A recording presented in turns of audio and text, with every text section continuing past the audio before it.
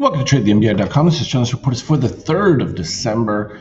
Well, we continue to eke out new highs in sort of a modest and haphazard way. I think there's really not a whole lot of directional strength other than what we see from the readings here, but nothing that's suggesting that there's a strong strength to the move. It's sort of just plugging along because there's nothing new to alter things. From a DOC standpoint, potentially a bit negative here with the cyan crossing of a green. You still have rising red DOC, so any weakness within the day should be able to be held on to fairly simply.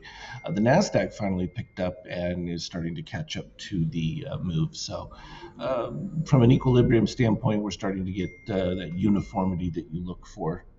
And it's healthy. It's pretty strong within the reading, so it was a much better reading.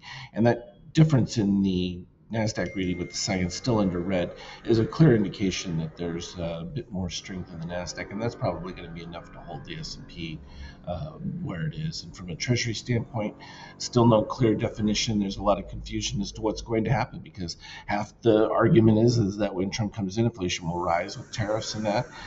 We've already talked about why that's not necessarily a plausible thing, that it's a negotiation tactic as more than anything, and likely to result in more competitive pricing and a benefit to U.S. companies and not necessarily inflationary, because at the end of the day, you have more product choices than ever before. So the reality is that if something that's excessively cheap that's been flooding the market is wiped out, you're really going to get to a more true price discovery, and you're not going to be at the back of really draining the competitor, the U.S. company, and keeping them from being able to compete effectively. And that's really what most of the tariffs from a discussion standpoint are really trying to block, is that abusive tactic. From an oil standpoint, again, caught in that malaise, because if drill baby drill starts up,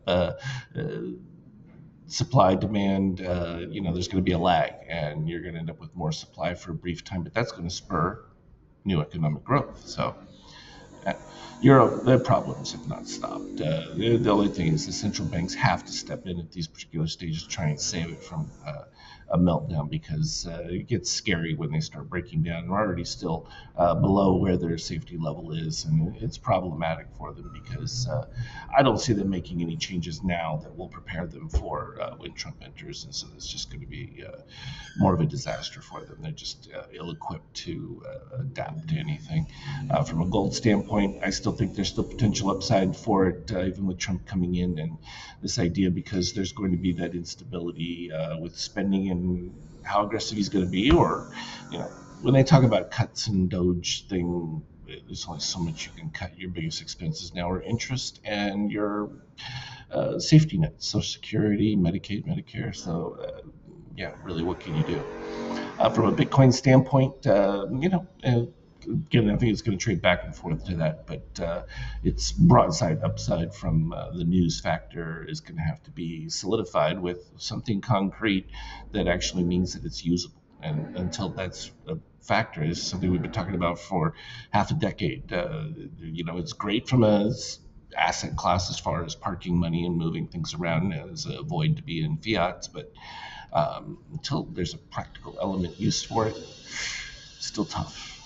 And when we look at the 5K, current European session is just a disaster mix, and I think you saw the same thing in the regular session as well. It's just a lot of chop.